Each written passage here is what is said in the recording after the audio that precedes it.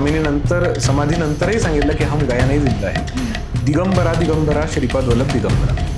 दत्तात्रयांच्या अनेक प्रकारच्या साधना आहेत. दर पौर्णिमेला सत्य दत्त ही पूजा जर आपापल्या घरी केली तर याची प्रचंड फलश्रुती आहे. 18 पुराणांचं पुण्य मिळतं. आणि घरामध्ये बऱ्याचदा वातावरण नीट राहत नाही, असं तंग वातावरण राहतं. अशा वेळेला देखील या मंत्राने पाणी अभिभक्ती करून घरात आपण प्रोक्षण करू शकतो. आणि अवतार म्हणजे तो साक्षात परब्रह्म स्वरूप असलेलं तर दैवत स्वतः आहे, त्याला अवतार म्हणतात. तर तो पूर्ण अवतार, त्यांना आपण श्री स्वामी समर्थ. आजही स्वामी प्रचिती देतात. आजही बऱ्याच जणांना त्यांचे दृष्टांत होतात. संसारी जन यांची एकच चूक अशी आहे की जे दररोज एक खोटं बोलतात की ही माझी शेवटची इच्छा पूर्ण करा, असं ते तर दत्तात्रयांनी विविध आयुध धारण केलेले आपण बघतो. हो. तर ती आयुध कोणकोणती आहेत आणि त्यांचं महत्व काय आहे? ओके. दत्तात्रय म्हटलं तर आपण सिक्वेन्सने जाऊ की ब्रह्मा विष्णू महेश. मग या रूपात प्रत्येक देवतेच्या आयुधानुसार आपण जाऊ. पहिलं येतं माला कमंडलू, जे ब्रह्मतत्वाचं प्रतीक आहे. तर ब्रह्मतत्वाचं प्रतीक असलेलं माला कमंडलू. माला म्हणजे काय आहे? जर माळा आपण जी माळेवरती जप करतो तर ते आहे आपलं आणि आपल्या आराध्य किंवा परमेश्वर आणि भक्त यांच्या ऐक्याचं प्रतीक आहे, ज्यामध्ये हे दोघंही एकत्र होऊन जातात. म्हणजे एक छोटंसं उदाहरण म्हटलं तर जर एखादी व्यक्ती म्हणते की मला एखाद्या देवतेची उपासना करायची किंवा जप करायचा, सुरुवातीला त्या व्यक्तीकडनं होत नाही, पण मग हळूहळू करत ती व्यक्ती लागते करायला. पण त्या दरम्यान थोड्या थोड्या अडचणी येतात, म्हणजे मन साथ देत नाही, अस्थिर होतं. पण तरीही आपण टिकून राहिलो आणि माळेवर जेव्हा आपण जप करतो तर जप करत असताना आपल्याला असं जाणवतं की जप करणारे देखील आपण नव्हतो. असे अनुभव अनेक जणांना येतात. आणि हे करत करत करत करत करत एक ऐक्य भाव निर्माण होतो. म्हणजे नाम, त्या परमेश्वराचे जेव्हा आपण धारण करतो किंवा आपण घेत राहतो, नामस्मरण म्हणतो आपण त्याला, तर त्यावेळेला भक्त आणि परमेश्वर यांच्या दुवा एकत्र होऊन जातो. तर त्यामुळे हे एक ऐक्याचं प्रतीक म्हणून मला अजून एक विशेष गंमत मी फक्त सांगू इच्छितो. म्हणजे थोडासा ह्या पार्टचा वेगळा, म्हणजे आउट ऑफ द बॉक्स आहे. पण आपण हॉरोस्कोप बद्दल ओळखत असतो, पत्रिका. तर 12 घरं असतात बघा. तर 12 घरं आणि नवग्रह 12 मल्टिप्लाइड बाय 9 म्हणजे 108. त्यामुळे 108 वेळा आपण जप करतो. आणि 108 जप आपण त्या मण्यांचं जप करतोच, पण एक मेरू मणी असतो वरचा, जो परमेश्वराचं प्रतीक आहे, ज्याला आपण ओलांडायचं नसतं.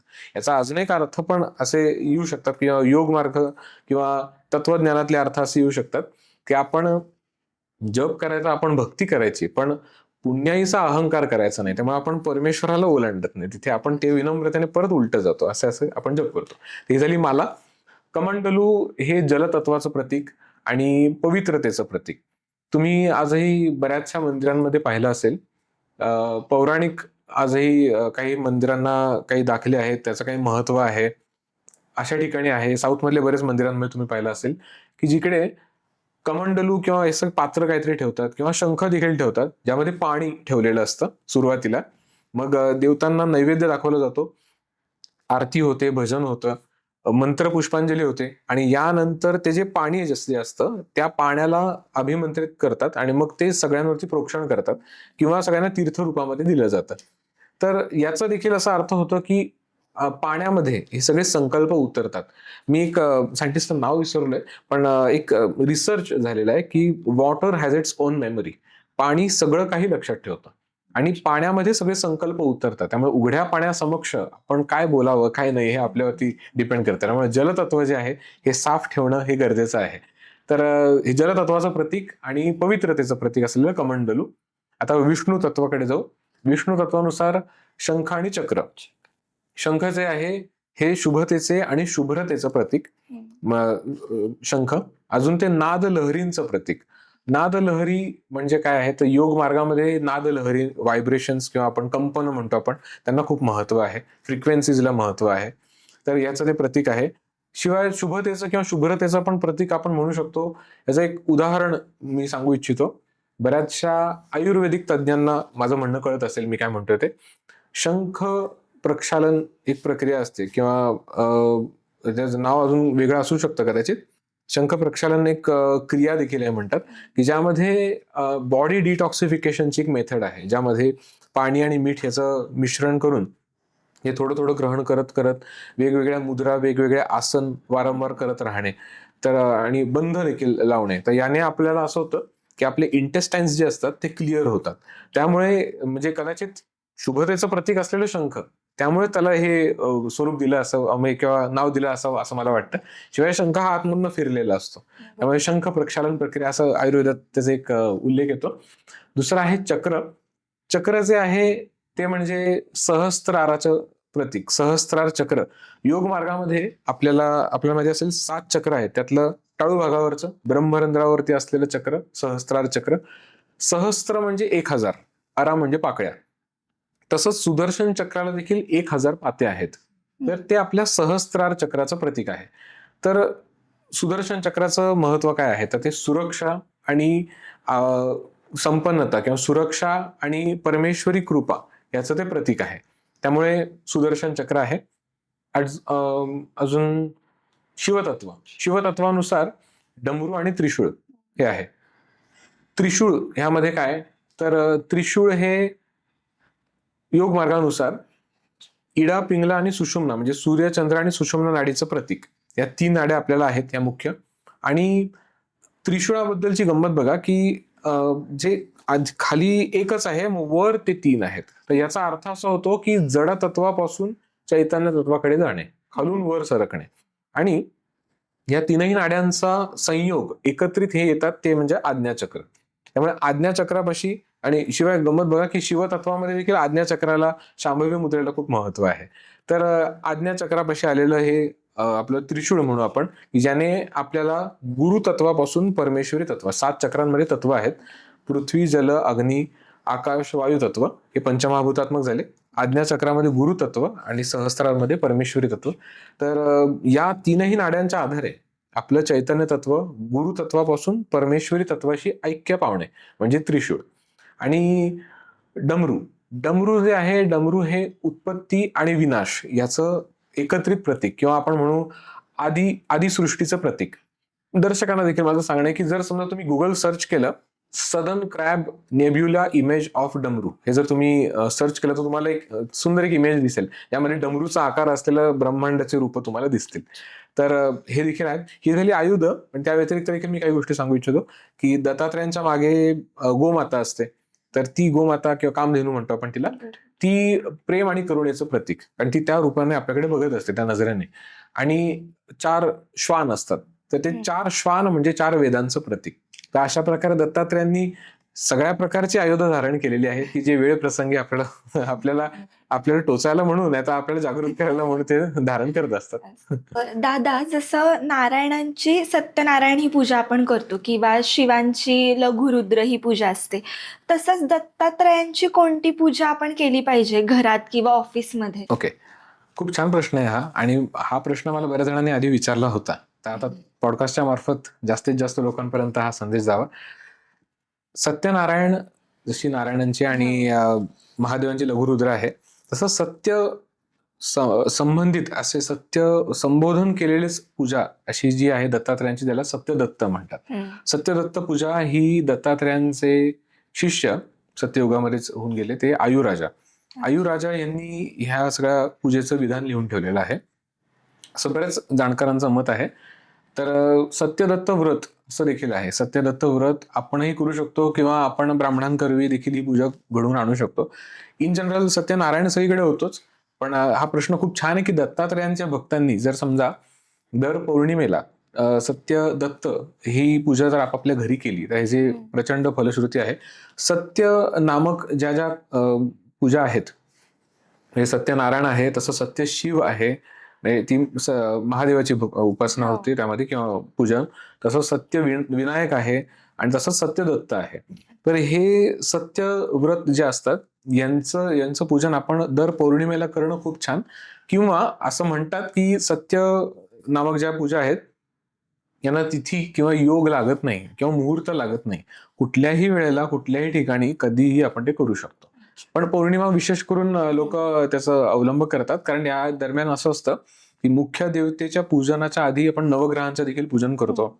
मग त्यांची स्थापना करतो आणि मग नंतर मुख्य देवतेचं आपण स्थापना करतो. शिवाय ते आपण त्याचे षोडशोपचार पूजा म्हणजे त्यामध्ये पंचामृत अभिषेक देखील येतो आणि मग त्यांची स्थापना करतो. मग आपण सहस्त्र नामावली किंवा आपण शतनामावलीने आपण त्यांच्यावरती पत्र अर्पण करतो किंवा फुलं अर्पण करतो. तर त्याची खूप मोठी फलश्रुती आहे. तर त्यामध्ये माझं असं सगळ्या दत्त भक्तांना सांगणं आहे की सत्यदत्त ही पूजा आपण करू शकतो. या व्यतिरिक्त दत्तात्रयांचे शिष्य कार्तवीर्य यांनी रचलेली अनघाष्टमीचं व्रत. अनघाष्टमी व्रत कसं आहे की ज्यामध्ये दत्तात्रयांची भार्या अनघा लक्ष्मी किंवा जिला मधुमती या नावाने ओळखतो. जसे दत्तात्रय म्हणजे त्रिमूर्तींचं एकत्रीकरण, तसं अनघा लक्ष्मी म्हणजे त्रिशक्तींचं एकत्रीकरण आहे. तिचं आणि तिचा अनघ म्हणजे दत्तात्रय यांचं दोघांचं एकत्रित उपासना किंवा एकत्रित व्रत पूजन ज्याला म्हणतात अनघाष्टमी. कुठल्याही अनघ अष्टमीला अनघाष्टमी मानून त्या दिवशी हे व्रत केलं जातं. आजकाल बऱ्याच ठिकाणी प्रचलित आहे आणि बऱ्याच ठिकाणी तुम्हाला याची पोथी देखील मिळू शकते. पोथी याच्या मिळतात आणि त्या प्रत मिळून त्या पद्धतीने देखील आपण पूजा करू शकतो. अनघाष्टमीचं हे मात्र अष्टमीला करावं लागतं. दुर्गाष्टमी नाही तर कालाष्टमीला हिचं पूजन होतं. खरं तर दत्त भक्तांसाठी माझ्याकडे खूप महत्वाचा प्रश्न आहे की दत्तात्रय म्हटल्यानंतर डोळ्यासमोर येतं ते गुरुचरित्र. हा. तर जे दत्त भक्त आहेत त्यांना गुरुचरित्राचं पारायण करायचंय, हा. तर त्यांनी आजच्या या बिझी स्केड्यूल मधनं वेळ काढून कसं केलं पाहिजे? बरोबर. नाही बघा, ज्या दत्तात्रयांचे जे भक्त असं मी पाहिलेलेच नाहीत की ज्यांना गुरुचरित्र माहित नाही. पण गुरुचरित्र जर आपण ती मुख्य प्रत मूळ प्रत जरी घेतली किंवा आजकालच्या नवीन जरी प्रत आपण घेतल्या तर सुरुवातीलाच सगळ्या नियमांचे सगळे आपल्याला कॉलम्स मिळतात. त्या पद्धतीचं तर आपण पालन करावंच. पण बऱ्याच जणांना हे नियमांचं पण पालन होत नाही. तर मग अशा वेळेला त्यांनी काय करावं? तर फक्त गुरुचरित्रच नाही, इतरही कुठलेही ग्रंथ असतील त्यांचं मला पठण पूर्ण करणं होत नाही, सगळे अध्याय कव्हर करणं होत नाही, तर निदान एक अध्याय दररोज वाचावा. असं आपण करत करत जेवढं शक्य होईल तेवढं आपण पुढे एक्सटेंड करू शकतो. पारायण म्हणजे काय आहे? ज्या देवतेचा आपण ग्रंथ पठण किंवा पारायण किंवा आपण वाचणार आहोत तर त्याचा कालावधी ठरलेला आहे. 7 दिवसामध्ये त्या पारायण आपण पूर्ण करतो. ते व्रत म्हणू आपण किंवा ते पठण, तर त्याला म्हणतात पारायण. पण आपण कुठलाही कालावधी फिक्स केलेला नाहीये, पण आपण ठरवलेलं आहे की या ग्रंथाचं सगळी पानं आपण अगदी श्रद्धेने सगळे वाचायचे आहेत, पण ते आपल्या पद्धतीने वाचायचे. तर याला म्हणतात पठण. तर पठणमध्ये आपण काय करू शकतो? एक अध्याय किंवा अशी पद्धत आहे की ज्यामध्ये ऑड नंबर्स मध्ये अध्याय पठण करतात. 1, 3, 5, 7 असे करतात. पण 7 शक्यतो करत नाही. 5 पेक्षा जास्त पठणमध्ये येत नाही. 5 पेक्षा जास्त जर आपण पठणमध्ये करायला लागलो तर त्याला म्हणतात पारायण. कारण एकेका दिवसांमध्ये 7-7, 8-8, 9-9 अध्याय आपल्याला पूर्ण करावे लागतात, असं असतं. तर ते म्हणून आपण 7 दिवसात करतो. पठण करू शकतो म्हणजे दररोज एक अध्याय. ते देखील शक्य नसेल तर काही ओळी तरी आपण वाचाव्या किंवा पठण करावं. आणि जर तुम्ही आता गुरुचरित्राचा उल्लेख केलाय तर मला माझ्या सद्गुरूंनी सांगितलेले काही छोटे उपाय मला आठवतात आणि जे एक प्रकारे आपण व्रत म्हणून देखील त्याचं पालन करू शकतो. गुरुचरित्राचा सार असलेले 2 भजनं आहेत जी माझी देखील खूप फेवरेट आहेत. रंगावधूत महाराज यांनी रचलेलं दत्त बावन्नी हे काय, जे मूळ संस्कृत मध्ये लिहिलं होतं. रंगावधूत महाराज हे गुजराती होते. यांनी गुजराती भाषेत ते लिहिलेलं आहे दत्त बावन्नी. अनेक दत्त भक्तांना ते माहित असेल. तर दत्त बावन्नी जे आहे याचं एक व्रत असं बरेच जण आजही ते पाळतात. 52 म्हणजे काय, तर गुरुचरित्राचे 52 अध्याय आहेत. तर 52 अध्यायांना समर्पित 52 त्या ओव्या आहेत, तर त्याला म्हणतात बावन्नी. तर दत्त बावन्नी जी आहे ही त्या संपूर्ण गुरुचरित्राचा सार त्यामध्ये दिलेला आहे. मग काय काय त्यामध्ये घडले, काय काय प्रसंग आहेत हे सगळं त्यामध्ये तर आलंच. तर याचं आपण व्रत कसं करू शकतो? तर आपण दर गुरुवारी असे टोटल आपण 52 गुरुवार ही दत्त बावन्नी 52 वेळा म्हटलो तर ते आपण संपूर्ण गुरुचरित्राचं सार किंवा पारायण केल्याचं पुण्य तर आपल्याला प्राप्त होतच. शिवाय अनेक अनेक दृष्टांत घडलेले आहेत. म्हणजे हे मी अतिशयोक्ती नाही सांगत, पण असे बरेच लोक मी पाहिलेले आहेत. माझ्या सद्गुरूंच्या सानिध्यात जेव्हा काही लोक ज्यांना हे माझ्या सद्गुरू सांगत होत्या आणि त्यानंतर त्यांचे मी अनुभव देखील ऐकलेले आहेत की हे ज्यांनी पाळलेलं आहे त्यांना देखील खूप उपयोग झालेला आहे. म्हणजे 52 गुरुवार दररोज 52 वेळा आपण ही दत्त बावन्नी पठण करणे किंवा पारायण करणे आपण म्हणू शकतो म्हणणे याचा खूप उपयोग झालेला आहे. अनेक जणांना गुजराती नीट जमत नाही, तर मग याच्यासाठी आता कोणतरी, आता मला माहित नाही, सॉरी म्हणजे माफ करा मला माहित नाही, पण कोणीतरी ते मराठीत देखील ट्रान्सलेट केलेलं आहे. तर दत्त बाबांनी मराठीत देखील आहे आता. त्याचा देखील आपण म्हणू शकतो, आपण किंवा आधार घेऊ शकतो. या व्यतिरिक्त मी अजून एक सांगू इच्छितो, हरिनाथ बाबा नावाचे एक नाथपंथी योगी होते, योगी हरिनाथ बाबा. यांनी रचलेलं एक जगतवंद्य अवधूत दिगंबर दत्तात्रय गुरु तुम्हीच ना, हे देखील एक सुंदर कवन किंवा भजन आहे असं मी म्हणेल. हे देखील अतिशय सोप्या मराठी भाषेत लिहिलेलं आहे.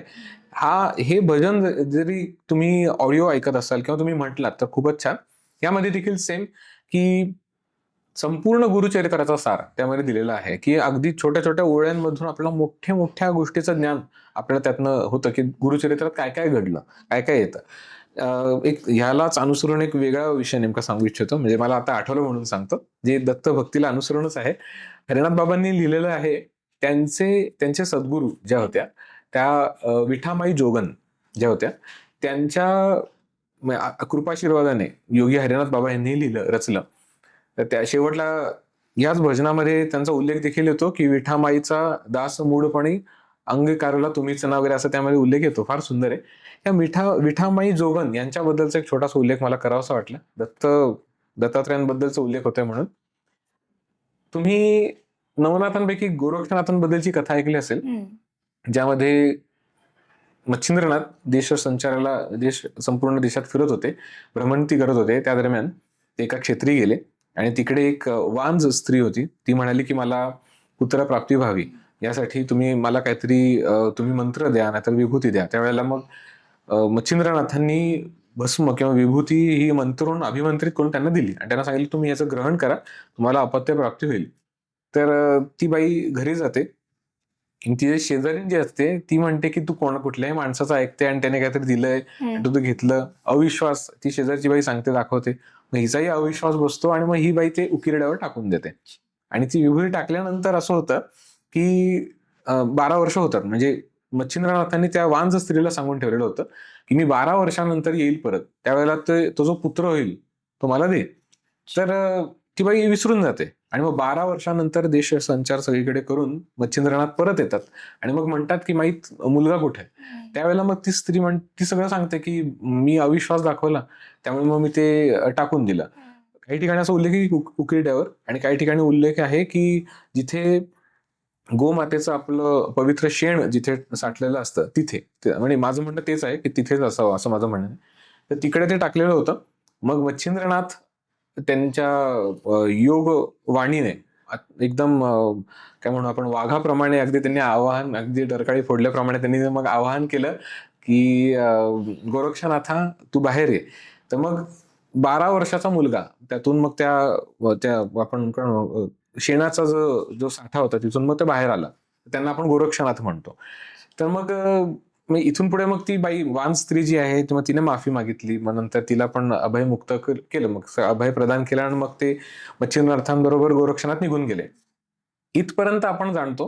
पण अनेक असे दत्तभक्त किंवा अनेक असे नाथपंथी योगी आहेत की ज्यांना ही कथा माहीत आहे, पण ज्यांना माहीत नाही त्यांच्यासाठी मी उघड करतोय. माझ्या सद्गुरूंकडनं मला हे कळलं की त्या ज्या स्त्री होत्या, ज्या वान स्त्री होत्या, ज्यांनी अविश्वास दाखवून हे टाकलेलं होतं उकिरड्यावर आणि त्यानंतर मग गोरक्षनाथ अवतरित झाले, त्याच वांज स्त्री यांनी नंतर माफी मागितल्यानंतर गोरक्षनाथांनी सांगितलं होतं की माई तू काळजी करू नकोस, मी तुला पुढच्या जन्मी परत भेटेन.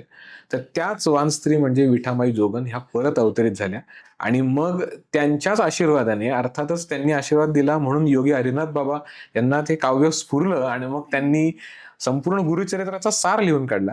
तर ते म्हणजे हे भजन, जगतवंद्य अवधूत दिगंबर दत्तात्रय गुरु तुम्हीच ना. आणि अर्थात त्याचे ऑडिओ देखील आहेत. म्हणजे मी तर म्हणतो की ते काही किती 5-7 मिनिटाचे ऑडिओ असतील, पण फक्त तेवढं जरी ऐकलं तरी संपूर्ण गुरुचरित्राचा आपण सार ग्रहण केल्याचं आपल्याला पुण्य मिळतं. त्यामुळे माझं असं म्हणणं आहे की गुरुचरित्र जर तेवढं होत नसेल तर निदान सार जे आहेत याचा देखील आपण अवलंब करावा. आणि ह्याचं सेम 52 वेळा म्हणणे, दर गुरुवारी 52 वेळा म्हणलो आपण तर 52 गुरुवार तसे आपल्याला पूर्ण करायचे असतात. साधारण 1 वर्ष जातं त्यामध्ये. समजा स्त्रिया करत असतील हे आणि समजा मधले काही गुरुवार मिस झाले तरी हरकत नाही, आपण ते पुढच्या गुरुवारी आपण कंटिन्यू करू शकतो. तर हे आपण करू शकतो.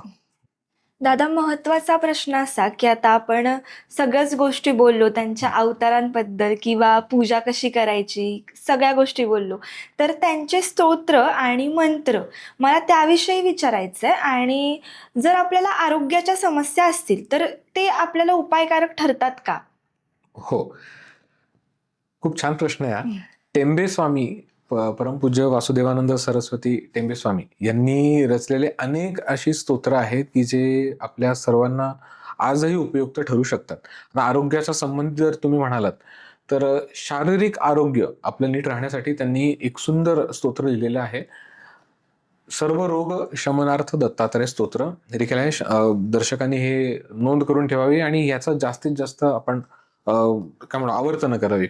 शिवाय मानसिक काही त्रास असतील किंवा काहींना स्ट्रेस असतो, आजकाल तर काही कॉमन गोष्ट झालेली आहे सगळ्यांना. बऱ्याच जणांना डिप्रेशनचा त्रास आहे. बऱ्याच ठिकाणी तुम्ही बघता की ADHDचं प्रमाण देखील खूप आहे. अटेन्सिव्ह डेफिसिट हायपर ऍक्टिव्ह डिसऑर्डर जे आहे खूप जणांना आहे त्याचा प्रॉब्लेम. तर दत्त चित्त स्थिरीकरण स्तोत्र नावाचं अजून एक स्तोत्र आहे. ते अतिशय छोटं आहे आणि नेहमी माझ्या म्हणण्यात तो एक आहे, प्रॅक्टिसमध्ये आहे. याचा फायदा देखील खूप आहे. तर हे दोन्ही स्तोत्र जे आहेत, जर आरोग्याच्या दृष्टीने आपण विचार केला, शारीरिक मानसिक दोन्ही, तर याची जास्तीत जास्त आपण आवर्तन करू शकतो. जसं की मगाशी मी एक उल्लेख केला अजून एक, की water has its own memory. जर समजा आपण कुठल्याही प्रकारचे पारायण असो, सद्ग्रंथाचं काही किंवा स्तोत्र मंत्र असो, तर माझं सगळ्यांनाच सांगणं आहे की जर आपण असं केलं की आपण म्हणतोय त्याचा फायदा आपल्याला होतोच आहे, पण काय होतं ना की आपण डे टू डे लाईफ मध्ये काय बाकी काय कामं करायला घेतली आणि त्यामध्ये ना आपण काही लोकांच्या संपर्कात येतो आणि मग यामध्ये एनर्जी एक्सचेंज होते आपली. मग ही बाय बाय टच देखील होतं की आपल्याला अनेक मुख्य आणि उपचक्र देखील आहेत. म्हणजे अगदी शेखांड म्हटलं तर आपल्या ह्या उपचक्रांमध्ये एनर्जी एक्सचेंज होते. बोलण्याने होते, अजून काही ठिकाणी आपण एकत्र थांबतो त्यामुळे देखील होते. तर तसं न होता मग आपण ती एनर्जी प्रिझर्व कुठे करायची, तरी पाण्यात करू शकतो. म्हणून आपण जर समजा कुठलंही स्तोत्र मंत्र जर आपण म्हणणार असू किंवा जास्तीत जास्त आवर्तन करतोय, तर त्यावेळेला पाणी आपल्या समक्ष ठेवणे आणि त्यावेळेला ते आपण पाण्यामध्ये सगळे ते स्तोत्र व्हायब्रेशन सगळे उतरतात आणि ते पाणी आपण दिवसभरात आपल्या बॉटलमध्ये आपण कॅरी करू शकतो. थोडं थोडं करत दररोज पिऊ शकतो, जेणेकरून आपली एनर्जी परत आपण न्यूट्रलाइज करायची किंवा रिकव्हर करू शकतो. ते एक ॲज अ फायदेशीर ठरू शकतं सगळ्यांना. जसं की आपण आता आरोग्याबद्दल बोललो, हो. तर काही लोकांना आर्थिक अडचणींना पण सामोरं जावं लागतं. हो. तर यावर काही उपाय आहेत का? हो, सेम सेम. परमपूज्य वासुदेवानंद सरस्वती टेंबे स्वामी यांनी रचलेलं जय लाभ यश स्तोत्र हे अतिशय सुंदर स्तोत्र आहे. हे देखील छोट्याशा असं आवृत्तीमध्ये आहे. याचा देखील उपयोग बऱ्याच जणांना होतो. या व्यतिरिक्त देखील बरेचसे असे स्तोत्र असावे, पण मला माहितीतलं हे एक आहे. अच्छा. असंच काही लहान मुलांसाठी काही आहे का याच गोष्टी? हो, लहान मुलांना म्हटलं तर बघा, एक म्हणजे आपण लहान मूल टॉडलर्स आहेत किंवा इन्फंट्स आहेत, त्यांच्या सानिध्यामध्ये जेवढं आपण जास्तीत जास्त भजन करू तेवढं खूप चांगलं, की जेणेकरून ते काही वेळानंतर आपलं देखील अनुकरण करणारच ऑफकोर्स. आणि शिवाय लहान मुलांना या सूक्ष्म लहरी ऊर्जा डोळ्यांना दिसतात, त्यामुळे त्यांना त्याचा स्पर्श डिरेक्टली होणार. या व्यतिरिक्त आता समजा तुम्ही आता हा प्रश्न थोडा अजून एक मी वेगळ्या पद्धतीने मी इलॅबोरेट करतो, की असं काहींना पालकांना काळजी असते बघा, की माझा मुलगा किंवा मुलगी शाळेत गेलेत किंवा कुठेतरी दुसरीकडे आहेत का, ते ठीक आहेत ना, सेफ आहेत का, किंवा अजून एक वेगळ्या पद्धतीने आपण विचार करू की लहान मुलं, जे मूल जन्माला पण यायचंय अजून, पण प्रेग्नंट आहेत काही स्त्रिया, मग त्यांनी देखील काय करावं. या सगळ्याला उपयुक्त असलेलं अजून एक स्तोत्र आहे, बालाशिष स्तोत्र. बाल आशिष स्तोत्र हे स्तोत्र जे आहे हे देखील स्त्रियांनी किंवा पुरुषांनी कोणी पण म्हणजे जास्तीत जास्त आवर्तन करावी. अर्थात मी मगाशी सांगितल्याप्रमाणे चार्ज वॉटरने केलं तर अजून चांगलं. ह्याचा आपल्याला उपयोग होऊ शकतो लहान मुलांना. असा कोणता प्रभावी उपाय आहे अजून की जो सगळ्या ओव्हरऑल प्रॉब्लेम्सवर मात करू शकतो? खूप छान प्रश्न आहे. यावरती मी एक माझा अनुभव असलेला एक गोष्ट सांगतो, अनुभव सिद्ध, आणि याबद्दलचा एक छोटासा प्रसंग देखील सांगतो. माझ्या सद्गुरू ब्रह्मयोगिनी सुमनताई ताडे यांच्याशी एकदा माझी भेट होत होती. आमचे योग मार्गावरती काही डिस्कशन्स चालले होते. ते मला कायम मार्गदर्शन करायच्या, पण आता त्या नाही आहेत. आता त्यांनी आता देह ठेवलेला आहे. तर त्यांच्याशी संपर्कात असताना मला आठवतंय एक दाम्पत्य आले होते आणि त्यावेळेला ते कायम सांगायचे, आणि ब्रह्मयोगिनींची एक सवय होती, त्या म्हणायच्या की कायम आपण अकर्तात्मक योग, अलिप्तता आणि साक्षभाव किंवा द्रष्टाभाव मेंटेन ठेवायचा. संसारी जन यांची एकच चूक अशी आहे की जे दररोज एक खोटं बोलतात की ही माझी शेवटची इच्छा पूर्ण करा, असं ते दररोज बोलतात. तर असं त्या कायम म्हणायच्या. तर त्या वेळेला त्यांनी एक उपाय सांगितलेला मला आठवतोय आणि जो मी देखील फॉलो केल्यानंतर त्यांच्याच अनुमतीने. टेंबे स्वामींनीच रचलेलं अजून एक स्तोत्र आहे, दत्तात्रय द्वादश नाम स्तोत्र. द्वादश म्हणजे 12 नाव. तर ही 12 नावं कोणती कोणती आहेत? तर आता प्रथमस्तु महायोगी, द्वितीय प्रभुरीश्वर, तृतीयश्च त्रिमूर्तिश्च, चतुर्थो ज्ञानसागर, पंचमो ज्ञानविज्ञानम, षष्ठस्यात सर्वमंगलम, सप्तमो पुंडरीकाक्षो, अष्टमो देववल्लभ, नवमो नंददेवेशो, दशमो नंददायकः, एकादशो महारुद्र, द्वादश करुणाकर. असे ही 12 जी नावं आहेत. पुढे बाकी बरंच आहे स्तोत्र. तर ही 12 स्थानं, ही 12 नावं 12 स्थानांसाठी आहेत, म्हणजे आपल्या पत्रिकेतली 12 घरं. तर एक छोटासा उपाय त्यांनी सांगितलं होतं की तू तुझ्या पद्धतीने, तुला वाटतं ना, ब्रह्मयोगिनींचा तो संवाद मी ऐकत होतो, तुला वाटतं ना तुझ्या प्रारब्धात खूप दोष आहेत, तुला खूप अडचणी चालू आहेत, तर पत्रिकेशिवाय कुठे दिसणार आहे हे सगळं? तर तू एक काम कर, पत्रिका बनव आणि आखून ठेव तिकडे. आणि तुझं आराध्य असेल, तुझं आराध्य कोण? तर त्याने सांगितलं दत्तात्रय. त्यांनी त्यावेळेला ते म्हणाले की मग दत्तात्रयांचं द्वादश नाम स्तोत्र जे आहे याचं जास्तीत जास्त आवर्तन कर. तर अशी 12 दिवस दररोज 12 वेळा हे स्तोत्र म्हणायचं. असं तू कधी कितीही वेळा कर, तुझी अजून जितके दिवस करशील तेवढं चांगलं. आणि त्यावेळेला मात्र तू एक गोष्टीचं पालन कर की सत्यभाषण आणि स्तोत्र झाल्यानंतर जास्तीत जास्त मौन धारण करणं, लोकांना कोणालाही अपशब्द न बोलणं, कोणाबद्दल मागून न बोलणं, दान धर्म जेवढं शक्य होईल तेवढं करणं आणि मांसाहार न करणं. या गोष्टीचं तू काळजी घे, तुला उपयोग त्याचा होऊ शकतो. तर ह्याचा म्हणजे मी एक सांगू इच्छितो की म्हणजे असं लेखी काही वर्णन तर नाही, पण माझ्या सद्गुरूंना सांगताना मी ऐकले. त्यामुळे मी देखील बऱ्याच जणांना इन्सिस्ट करतो की हा एक खूप मोठा ओव्हरऑल उपाय आहे की आपल्या पत्रिकेची प्रिंटआउट काढायची, आपलं पूर्ण नाव लिहायचं त्यावरती किंवा हाताने आपण ड्रॉ करायचं. ग्रहस्थिती सगळी त्यामध्ये येते पूर्ण. आणि आपण आपल्या श्रद्धेने फक्त प्रार्थना करायची की माझं अख्खं प्रारब्ध मी तुमच्या समक्ष ठेवलेलं आहे. असं आपण म्हणणार नाही की मला जे हवंय ते लगेच द्या, कारण त्यांची इच्छा अर्थात जे आहे ते. तर पण एक गोष्ट तर नक्कीच घडू शकते की एकतर जे हवं आहे आपल्याला ते तर नक्कीच मिळेल, किंवा समजा ते मिळणार नसेल तर असं काहीतरी होईल की एकतर आपल्याला ते सहन करण्याचं बळ तरी प्राप्त होईल, नाहीतर आपल्याला जे हवं होतं त्याचाच विसर पडेल, आपण ज्ञानामध्ये एकदम आनंद घेऊ शकतो. असं देखील होऊ शकतं. तर हा उपाय सगळ्यांना उपयोगी ठरू शकेल असं मला वाटतं. अशी मी आशा धरलेली आहे. नक्कीच. दत्तात्रयांविषयी इतकं ऐकल्यानंतर आता मला प्रेक्षकांपर्यंत त्यांची साधना कशी करावी हे पोहोचवायला नक्कीच आवडेल. हो. दत्तात्रयांच्या अनेक प्रकारच्या साधना आहेत. मूळ साधना ज्या आहेत त्या दत्तयोगामध्ये ह्या योग मार्गाला धरून आहेत. तर यामध्ये पूर्व पश्चिम मार्ग म्हणजेच हंसयोग आणि कुंडलिनी योग हे मुख्य मार्ग आहेत. अर्थातच त्यामुळे नाथपंथातल्या अनेक योग्यांना जे आजही नाथपंथी आहेत ते देखील हंसयोग किंवा त्याला सोहम साधना म्हणतात, याचा अवलंब करतातच. अनेक जण कुंडलिनी योग म्हणजे शक्तिपात योग त्यामध्ये देखील आहेत. तर दत्तात्रय हे सगळ्याच योग मार्गामध्ये प्रावीण्य प्राप्त असलेले, आराध्य असलेलं अग्रेसर असं रूप आहे परमेश्वराचं. तर या साधना आहेत. त्या व्यतिरिक्त जर आपण संसारी व्यक्ती आहोत किंवा जर आपल्याला ह्या मार्गांबद्दल काही नॉलेज नाहीये, पण आपल्याला त्यांची प्राप्ती व्हावी, दत्तात्रयांचीच प्राप्ती व्हावी, तर यासाठी आपण काय करू शकतो? सगळ्यात पहिलं म्हणजे असं आहे की बऱ्याच जणांची कंप्लेंट असते की त्यांना मेडिटेशन खूप वेळ होत नाही किंवा जमत नाही आणि मन खूप अस्तव्यस्त होतं. त्याला तर प्रयत्न करावे अर्थात सगळ्यांनीच. शिवाय काही वेळ तरी आपण मौन धारण करावं, दिवसातले काही वेळ तरी. आणि एक साधना मी सांगू इच्छितो ती म्हणजे तन्मात्रा साधना. तन्मात्रा साधना काय आहेत? पंच तन्मात्रा म्हणजे आपले ज्ञानेंद्रिय जे आहेत यांना आपण कंट्रोलमध्ये ठेवण्याचा प्रयत्न करणे. मग आपण यांना कसं करतो? पंच तन्मात्रांना एकत्रित प्राण ऊर्जेमध्ये आणणे.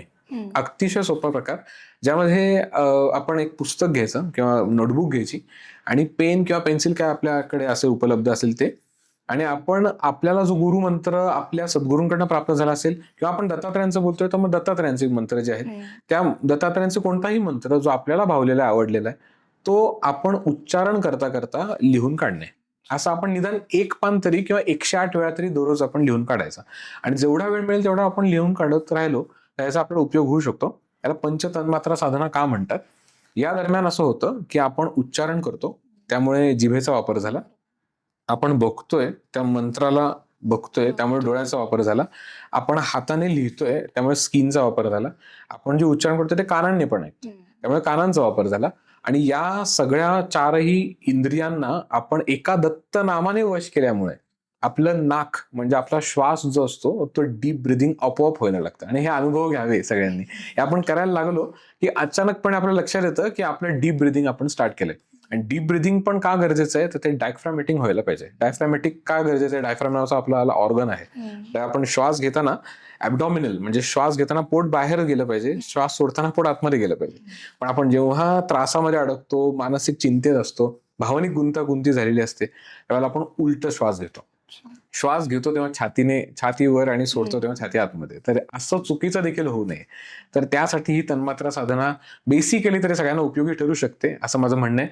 त्या व्यतिरिक्त आपण ध्यान, मौन, नाम ह्याचं जेवढं अलकल्लोळ करता येईल तेवढा अखंड नामस्मरण घेत राहावं असं मी सगळ्यांना इन्सिस्ट करेन. तर दत्त महाराजांची भक्ती करताना किंवा साधना करताना असे काही मंत्र आणि त्याचे फायदे आहेत का ज्याचा आपल्या दर्शकांना फायदा होऊ शकतो? हो, खूप छान प्रश्न आहे हा.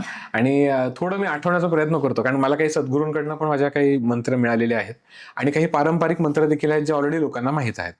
तर यामध्ये बघा, श्री गुरुदेव दत्त हा एक मंत्र आहे. हा प्रचलित आहे आणि लोकांना माहीत आहे. याचा जपही करू शकतो आपण, याचं भजनही होतं. अजून दिगंबरा दिगंबरा श्रीपाद वल्लभ दिगंबरा हे सगळ्यांनाच माहीत आहे.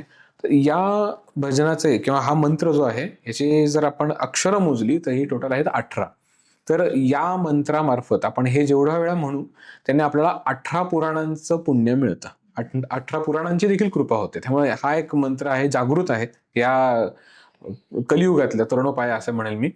या व्यतिरिक्त बीज मंत्र एक आहे दत्तात्रयांचा, तो म्हणजे द्राम किंवा द्रांग. गकार लावणं अजून चांगलं मकारच्या जागी. ओम ओम ह्रीं द्रांग दत्तात्रयाय नमः हा असा आहे. किंवा ह्रीम म्हणजे भुवनेश्वरीचं बीज न लावता देखील काही जण म्हणतात ओम द्रांग दत्तात्रयाय नमः हा देखील एक मंत्र आहे. याचे देखील अनेक फायदे आहेत. म्हणजे ओव्हरऑल असं काही मी म्हणणार नाही की याचा एकच फायदा आहे. या व्यतिरिक्त मला काही सद्गुरूंकडनं माझ्या काही मंत्र मिळाले ते मी सांगतो. ओम ह्रीं द्रांग दत्तात्रयाय स्थाननायकाय स्वाहा हा एक मंत्र आहे. काय त्या स्वाहाच्या जागी नमः पण म्हणू शकतो किंवा स्वाहा म्हणू शकतो आपण. हा मंत्र जो आहे हा आपल्याला समजा आपण प्रवासाला जाणार आहोत किंवा प्रवास करतोय आपण आणि काही ठिकाणी आपण नवीन ठिकाणी जाणार आहोत, तिकडे जाऊन आपल्याला राहायचं आहे. नवीन काही स्थानं आहेत की जिकडे आपल्याला काही वेळ काढायचा आहे किंवा बराच वेळ आपल्याला थांबावं लागणार आहे किंवा आपल्याला नवीन ठिकाणी आपण झोपणार आहोत. तर अशा ठिकाणी या मंत्राने आपण पाणी अभिमंत्रित करून सगळीकडे प्रोक्षण करू शकतो किंवा सरळ हा मंत्र आपण 108 वेळा जप करू शकतो. अगदी 108 नाही जमलं तर 8 वेळा तरी म्हणू शकतो. याने आपल्याला संकट आपली टाळावी या दृष्टीने आपण दत्तात्रयांना प्रार्थना करतो. स्थाननायक म्हणजे त्या स्थानावरती आपण आपल्या आराध्य असलेल्या दत्तात्रयांना नायक म्हणून त्याची नियुक्ती करतो आणि आपल्यासाठी परब्रह्म दत्तात्रय तिकडे स्थान नायक होतो आणि त्यामुळे आपले बरेच अडचणी दूर होतात. प्रवासाला जाण्यापूर्वी तर हा सगळ्या दत्त भक्तांनी मंत्र म्हणावा. या व्यतिरिक्त ओम ह्रीं द्रांग दत्तात्रयाय विद्याधिनायकाय स्वाहा हा एक मंत्र आहे. स्वाहाच्या जागी नमः म्हणू शकतो, स्वाहा पण आहे. विद्याधिनायकाय स्वाहा म्हणजे काय तर विद्यांचा अधिनायक असलेला दत्तात्रय, दत्तात्रयांचं हे ज्ञान तेज असलेलं रूप. तर या रूपाला आपण आवाहन करतो आणि यामध्ये जे जे आता काही स्टडीज करतायत, काही ज्ञान काही परसिव्ह करतायत, काही त्यांना पण उपयोग होऊ शकतो. विद्यार्थी दशेत असलेल्या सगळ्याच लोकांना लहानांपासून मोठ्यांपर्यंत त्यांना याचा उपयोग होऊ शकतो. ते म्हणजे पाणीच अभिमंत्रित करा असं नाही, थोड्या वेळा जरी हा मंत्र म्हटला आणि मग अभ्यासाला सुरुवात केली त्यांना स्मरण करून, तर त्यांना आपण हे सांगू शकतो की तुमच्या कृपेने माझा अभ्यास नीट व्हावा. आणि त्यासाठी हा एक मंत्र आहे. अजून आहे, समजा आपल्याला काही वेळेला नकारात्मक शक्ती, ऊर्जा किंवा आपल्याला असं काही हितशत्रूंचे त्रास होतात, तर ते होऊ नये त्यासाठी मंत्र आहे ओम ह्रीं द्रांग दत्तात्रयाय स्फोटकाय स्वाहा किंवा ओम ह्रीं द्रांग दत्तात्रयाय स्फोटकाय नमः हा देखील एक मंत्र आहे. अनेकदा आपल्याला नैराश्य येतं आणि काय कारण कळत नाही किंवा अगदी बॉडी खूपच एनर्जी ड्रेन झाल्यासारखी वाटते, मूड स्विंग्स होतात आणि घरामध्ये बऱ्याचदा वातावरण नीट राहत नाही, असं तंग वातावरण राहतं. अशा वेळेला देखील या मंत्राने पाणी अभिमंत्रित करून घरात आपण प्रोक्षण करू शकतो आणि आपण देखील जप करू शकतो. आणि अर्थात म्हणजे माझं असं म्हणणं की आपल्या श्रद्धेचा भाग आहे. म्हणजे आपण असं म्हणत नाही की हे झालं, हे केलं म्हणजे हे व्हायलाच पाहिजे. पण आपण दत्तात्रयांना फक्त एक श्रद्धेने आपण असं आवाहन करून फक्त त्यांना प्रार्थना करायची. त्या व्यतिरिक्त अजून काही मंत्र आहेत की ओम ह्रीं नमो आकर्षणाय द्रांग ह्रीं हुम. या मंत्रामार्फत आपण अशी प्रार्थना करतो दत्तात्रयांना की माझा जो कोणी लाईफ पार्टनर आहे तर त्या तो लाईफ पार्टनर आणि माझी भेट व्हावी, किंवा ज्यांचं लग्न होत नाही त्यांनी देखील ह्या मंत्राचा प्रयत्न करू शकता, तुम्ही म्हणू शकता. अजून या मंत्राचा फायदा असा आहे की काही लोकांना बिझनेसेसमध्ये किंवा त्यांचं कम्युनिकेशन स्किल नसतं नीट, किंवा ज्यांना प्रेझेंटेशन नीट करता येत नाही, किंवा त्यांचा ना असं एक इम्पॅक्ट पडत नाही त्याच्या ऑरांचा, तर त्यांच्या ऑरांमध्ये एक असं एक डायनामिक ग्लो यावा, तर त्यासाठी या मंत्राचा उपयोग होऊ शकतो. अजून एक मंत्र आहे ओम ह्रीं ग्राम विद्युत जिव्हाय माणिक्य रूपिणे दत्तात्रेयाय स्वाहा. हा एक आहे. या मंत्राचा उपयोग होतो. या मंत्राचा उपयोग असा आहे की जे कम्युनिकेशन स्किल संबंधित काही लोकांची कामं आहेत, की कम्युनिकेशन संबंधित काही आहेत, मार्केटिंगवाले, सेल्सवाले आहेत, बिझनेसेस मधले आहेत, जॉब होल्डर्स आहेत, मग आता समजा काही वकील आहेत, मंडळी आहेत की ज्यांना आपल्याला बोलावं लागतं आणि बोलण्यामार्फत सगळं करावं लागतं, किंवा टीचर्स आहेत काही जण, त्यांना या मंत्राचा बऱ्याच प्रमाणात उपयोग होतो. आणि हा मंत्र यासाठी पण म्हणावा की जेणेकरून आपले उच्चार स्पष्ट व्हावे, किंवा आपण दत्तात्रयांना असं प्रार्थना करतो विद्युत जिव्हाय, म्हणजे माझ्या जिभेमध्ये विद्युत शक्ती तुमची यावी, विद्युत जिव्हाय माणिक्य रूपेणे दत्तात्रया स्वाहा. माणिकाचं रूप धारण करून ते तुम्ही यावं आणि मला यामध्ये तुम्ही मार्गदर्शन करावं, असं आपण ही प्रार्थना करतो. ह्याचा एक फायदा आहे. अजून दत्तात्रय षडाक्षरी मंत्र नावाचा एक मंत्र आहे, अतिशय छोटासा आहे. हा मंत्र आपण लिहू पण शकतो आणि जपही करू शकतो दीक्षेविना, याला काही गरज नाही आपल्याला. ओम श्रीं ह्रीं क्लीं ग्लौं द्रांग असे हे 6 बीज आहेत. या 6 बीजांचा आपण लिहू देखील शकतो आणि जपही करू शकतो. ओव्हरऑल याचे फायदे आहेत आपल्याला. अजून एक मंत्र आहे ओम झंग द्रांग दत्तात्रेयाय विपुल मूर्तये नमः किंवा विपुल मूर्तये स्वाहा. या मंत्राचा देखील आपला उपयोग होतो की आपल्याला विपुल प्रमाणात आपल्याला ज्ञान प्राप्त व्हावं, किंवा विपुल प्रमाणात धन प्राप्त व्हावं, किंवा तुमची जी इच्छा असेल ते आपल्या इच्छा सात्विक आणि धर्मबद्ध असाव्या, ज्यामध्ये खूप जास्त मागणी नसावी. तर या सगळ्या मंत्रांचा आपण जप करू शकतो. मला आता सध्या तरी एवढंच आठवतंय. तर एवढं आहे. ठीक आहे. हे पण खूप आहे आमच्या प्रेक्षकांसाठी. नक्कीच सगळ्यांना यातून कळलं असेल की खूप काही उपाय आहेत आपल्याकडे, हो हो, आणि नक्कीच ते वापरावेत आपण. नक्की. दादा, तुम्ही खरंच खूप छान माहिती दिलीत आज, आणि दत्तात्रयांविषयी खूपच छान गोष्टी आम्हाला आज कळल्या. तर पॉडकास्टच्या शेवटाला आलोच आहोत, तर एक शेवटचा पण महत्वाचा प्रश्न आहे माझ्याकडे, की आपण त्यांच्या अवतारांविषयी बोललो, पण कलयुगातला त्यांचा पुढील अवतार कोणता असेल? ओके, कलियुगाचा पहिला उल्लेख झाला त्यावर मग सांगतो की दत्तात्रय यांनी, तुम्ही बघा, कुठेही ऐकलं किंवा पाहिलं नसेल की दत्तात्रयांची समाधीच नाही आहे, आणि दत्तात्रयांनी अवतार कार्य संपवलेलंच नाहीये, ते आजही चालू आहे. आणि त्यांनी हे चालू असतानाच म्हणजे दत्तात्रय आजही सगळीकडे अविरत आपल्यासाठीच सगळं झटतायत सगळीकडे, आणि त्यातही त्यांनी कलियुगामध्येच 13th सेंचुरी म्हणजे 1300-1400च्या काळात त्यांनी श्रीपाद श्री वल्लभ हा अवतार धारण केला. हा प्रथम पूर्ण अवतार दत्तात्रयांचा. पूर्ण अवतार यासाठी मी म्हणतोय की लोकांचा समज कसा असतो की अवतार म्हटलं की लोकांना वाटतं की त्या देवतेचा एक फक्त पार्टिकल येतो, तर अवतार तसा नाही. अवतार म्हणजे तो साक्षात परब्रह्म स्वरूप असलेलं ते दैवत स्वतः येतं, त्याला अवतार म्हणतात. तर तो पूर्ण अवतार स्वतः ते दैवत स्वतः दत्तात्रय आले, तर तो प्रथम अवतार श्रीपाद श्री वल्लभ.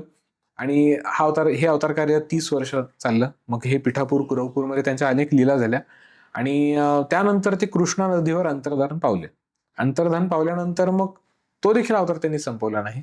तरी देखील त्यांनी पुढचा अवतार धारण केला, दुसरा दत्तात्रयांचा अवतार, तो म्हणजे नृसिंह सरस्वती. लाड कारंजा या ठिकाणी ते अवतार त्यांनी धारण केला. हे होऊन मग त्यांनी संन्यास ग्रहण केला, आणि संन्यास दीक्षा ग्रहण करून सहस्त्रचंद्र दर्शन म्हणजे 80 वर्ष पूर्ण झाल्यानंतर त्यांनी मग सगळ्या जवळच्या शिष्यांना सांगितलं की आता ते तप करायला जाणार आहेत, आणि तप करून मग ते पुढील अवतार धारण करणार आहेत. तर मग त्यांनी मग पुढे ठरवलं की ते कृष्णा नदीवरनं जात मग ते दक्षिण भारतात गेले. तिकडे म्हणजे ज्या आत्ताचं जे जलस्थान ज्याला आपण कर्दळीवन म्हणतो, व्यंकटेश किनाऱ्यावरून मग पुढे आतमध्ये एक स्थान आहे, जे मल्लिकार्जुन ज्योतिर्लिंगाच्या पुढे ते स्थान आहे. तिथून मग ते आत घनदाट अरण्यामध्ये तिकडे जाऊन तिथे बरेचसे भाग्यवंत, म्हणजे मी एकटा नाही, मी देखील जाऊन आलो तिकडे, पण मी एकटा नाही, असे अनेक भाग्यवंत आहेत की जे त्या ठिकाणी जाऊन आलेले आहेत. त्या स्थानामध्ये जात असताना आजही एक स्थान आहे जिकडे परमात्मा नृसिंह सरस्वती जात असताना बरोबर मधोमध आल्यानंतर त्यांनी वामलत्ता प्रहार, म्हणजे डाव्या पायाने ते एका दगडावर त्यांनी वार असा केला होता. त्यांच्या डाव्या पायाचे अशा उघड्या असं चिन्ह आहेत, स्पष्ट असं बरेच मोठे त्यांची पावलं होती, त्यामुळे त्याचं चिन्ह आहे. मग ते आत जाऊन मग त्यांनी तिकडे 300 वर्ष तप केलं, पद्मासन धारण केलं, ज्ञान मुद्रा लावली, आणि त्यामध्ये ते तप करत असताना त्यांच्याकडेने वारुळ निर्माण झालं. त्या वारुळामधून मग त्या, आपण ऐकलं असेल की उद्धव नावाच्या एका भक्ताकडून तिकडे कुऱ्हाड पडली आणि ते वारुळ तुटलं, त्यातून जे बाहेर आले त्यांना आपण श्री स्वामी समर्थ म्हणतो. पण आता अजून एक प्रश्न मग लोकांना पडतो की मग श्री स्वामी समर्थांनी तर समाधी घेतली. तसंही नाहीये. आजही स्वामी प्रचिती देतात, आजही बऱ्याच जणांना त्यांचे दृष्टांत होतात, आजही अनेक लोकांना त्यांचे अनुभव आलेले आहेत. आणि शिवाय स्वामींनी नंतर समाधीनंतरही सांगितलं की हम गया नाही जिंदा आहे. त्यामुळे दत्तात्रयांचे कलियुगातले हे तर 3 पूर्ण अवतार झाले. अंशावतारांची तर गणना नाही, अनेक अंशावतार झालेले आहेत, आजही अंशावतार बरेच आहेत. पण पुढील जर अवतार कुठला होणारच असेल दत्तात्रयांचा, तर मला असं वाटतं तो म्हणजे कल्की अवतार. कारण कल्की अवतारच असावा असं मला वाटतंय, कारण कल्की अवताराला अवकाश खूप आहे, पण मला वाटतं की तोच एक अवतार असावा, कारण त्या व्यतिरिक्त तर कुठला असेल असं मला नाही वाटत. नक्कीच. म्हणजे दत्तात्रय आपल्यासाठी आहेत आणि आपल्या आजूबाजूला आहेत असं म्हणायला हरकत नाही. खरंय, खरंय. आणि आजचा पॉडकास्ट खरंच दत्त भक्तांसाठी खूप महत्वाचा ठरणार आहे. सगळ्यांनाच आवडेल अशी मी आशा करते. आणि धन्यवाद. खरंच खूप खूप धन्यवाद दादा की तुम्ही आम्हाला एवढा वेळ दिलात आणि इतकी छान माहिती आम्हाला दिली. धन्यवाद, तुमचे पण आभार. मला खूप प्रसन्न अंतःकरणाने सगळं हे मला मांडता आलं आणि मुक्त होता आलं या सगळ्या बाबतीत. कारण माझी इच्छा आहे की जास्तीत जास्त लोकांना दत्तभक्ती कळावी आणि याचा प्रसार आणि प्रचार जास्तीत जास्त प्रमाणात व्हावा. तर तुमचे देखील आभार की तुम्ही ही संधी मला प्रदान केली. धन्यवाद. धन्यवाद. तर मंडळी, आजचा हा पॉडकास्ट तुम्हाला आवडला असेल तर लाईक करा, सबस्क्राईब करा आणि शेअर करायला विसरू नका.